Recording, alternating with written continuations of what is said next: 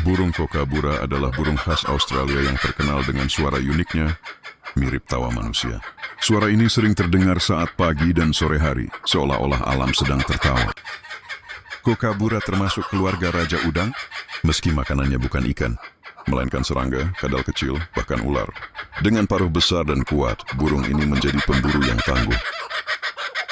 Kookaburra biasanya hidup berkelompok dan dikenal setia pada wilayahnya.